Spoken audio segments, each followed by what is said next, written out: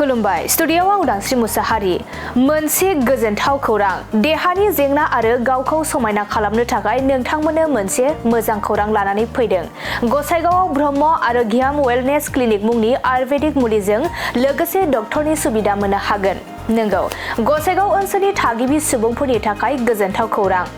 नोंथांमोना बेराम आजार जायोब्ला गोजान गोजान जायगाफोराव थाङालासेनो साखाथियावनो थानाय गसाइगाव सारियालिनि घरि टावार साखाथियाव थानाय रनजित हटेलनि अपोजिटआव डेल्टास कम्पानिया लानानै फैबाय ब्रह्म आरो गियाम वेलनेस क्लिनिक मुंनि मोनसे गोदान क्लिनिक मख'जाथावदि बे ब्रह्म आरो गियाम वेलनेस क्लिनिकआव गासै मोन 24 गुबुन गुबुन रोखोमनि आयुर्वेदिक मुलिफोरखौ मोननायजों लोगोसे बेयाव मोजां रोखोमनि आयुर्वेदिक डक्टरफोरजों नोंथाङा ट्रिटमेन्टबो मोनफानो हागोन जेरै fatty liver gastric files kidney stone allergy बेनि अनगायैबो गोबां सुबिदाफोरखौ नोंथांमोना बे ब्रह्म आरो गियाम वेलनेस क्लिनिकआव मोननो हागोन बेजों लोगोसे ब्रह्म आरो गियाम वेलनेस क्लिनिकआव बिउटि प्रडाक्टफोरखौबो मोननो हायो जेरै नानेखा जानाय मोखाङाव सिथर बेरनाय बेफोरखौबो मोजाङै ट्रिटमेन्ट होनाय जायो दानिया फैदो ब्रह्म आरो गियाम वेलनेस क्लिनिकनि बिगोमा डक्टर जनालि ब्रह्मआ मा फोरमायदों आबुङै मिथिना लानि खुलुमबाय आंनि मुङा डक्टर जुनालि ब्रह्म आङो बे क्लिनिकआव एज ए निउट्रिशनिस्ट आङो जिरायो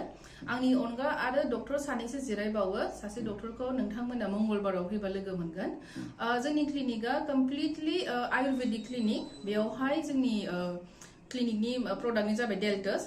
बे डेल्टास कम्पानिया उत्तराखन्डआव ओमफ्राय बिनि हेडक्वार्टारानो मुम्बाइआव आरो दा जोंनि प्रडाक्टआ एकदम हाइलि प्रिमियाम क्वालिटि प्रडाक्ट हो ओमफ्राय बेखौ नोङो जेरावबो मोननाय नङा आरो ना खालि जोंनि बेबायदि सेन्टारावल' मोनगोन जोंनि अनगा आरो आसामावहाय नङाबा पुरा अल ओभार इन्डियाहाय जोंनि बायदि सेन्टार दङ आरो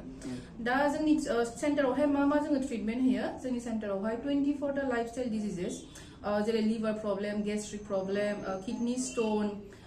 एबा स्किन एलार्जी बेफोरनि गोजौआव जोंना दङ आरो ना ट्रिटमेन्टआ आरो बिनि अनगा जोंना किसुमान बिउटि प्रडाक्ट्सबो दङ आरो जेरै नानेखा जानाय ना पिम्पल्स जानाय बेफोरनि गोजौआवबो जोंना बेयाव ट्रिटमेन्ट होयो दा जोंनि प्रडाक्टआहाय मानसिफ्रा माने साननो हागौ आरो ना कि लाइक दस्रा एजेन्टफोरजों मोनगोन मागोन बिदि नङा जोंनि बेयावहाय माने कमप्लिट एग्जामिन खालामगोन जोङो डक्टरफोरा नोंसोरखौ नायगोन एग्जामिन खालामगोन मा दङ मा गैया बिनि उनावसो जोङो रेकमेन्ड खालायो आरो जों हायोबा जों हायो होनखायो या हामगोनबा जों हामगोन होनखायो आरो आयुर्वेदिक प्रडाक्टखौथ' नोंथांमोना मोनथिखागौ कि एसे टाइम लायोना हामनो बुस्थुफ्रा 15 डेजआनो जोंना मिनिमामखा 15 डेज 1 month 2 months बिदि जाखायोखा ट्रिटमेन्टनि कर्सआ आरो किसुमान माने बेरामा माने जाय जों हामा बायदि जोङो सानो जों बेखौ हामा होनखायो आरो जोङो बेखौ माने इमारजेन्सि केसाव दोननानै जों दस्रायाव फाथायहरखायो लाइक नोंसोरो एल'पेथि ट्रिटमेन्ट लादो होननानै आरो जोंनि जायगायावहाय नोंसोरथ' नुनो मोनखाबाय माने गसाइगावआवहाय स्पेसिफिकेलि माने जोंना प्राइभेट हस्पिटाल बिदि गैया आरो खालि सिभिल हस्पिटालल' दङ आरो जोंनि गामिनिफ्राय गोजान मानसिफ्रानो माने मोनथियाना कि बहाय थांनांगौ बहा जेनेखिबा ट्रिटमेन्ट लाहैनांगौ बिसोर गोदाव सोराव जायो आरो होमबा बिसोरबो फैनो हागोन जोंनाव जों साजेसन हरगोन बहा थांबा मोजां जागोन आरो ना आरो बिनि अनगाहाय नोंसोरो ओरैनो जेनेखिबा किसुमान बेराम जेरै प्रेसार डायबिटिस ना किडनी स्टोन बेफोर दङबा पाइल्स बेराम बेफोर दङबाथाय जोंनाव फैनो हागोन जोंनि लकेसनानो जाबाय गसाइगाव मेइन टाउन क्लक टावार सारियालिनि आगदाथिंजाय रनजित हटेल दङ बिनि अपोजिटआवहाय फार्स्ट फ्ल'राव आं नोंथांमोनखौ बेखौनो होननो नाजागोन आरो ना कि लाइक आयुर्वेदिक प्रडाक्टखौ माने दासान्दि बिराद फेमास जागासिनो आरो किसुमान माने ससियेल मिडियाआवहाय गोबांफ्रानो माने बेखौ एजेन्ट सिस्टेमै फानगासिनो आरो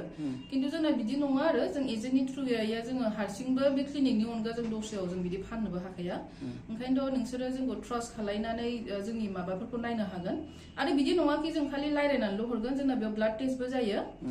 किसुमान जेनेखिबा बेरामखौ जोङो बेखौ हमनो हायाखै बेखौ जोङो ब्लाड टेस्ट खालामनानैसो जोङो नायो आरो जोंना माने बेयाव on the spot high pressure सुगार आरो हिमोग्ल'बिन बे मोनथामखौ जोङो नायो डक्टरजों लोगोसे जोंहा बेयाव नार्सबो दंखायो थ' नोंथांमोना फैदो माबायदि ट्रिटमेन्ट जायो बेखौबो नायफैनो हागोन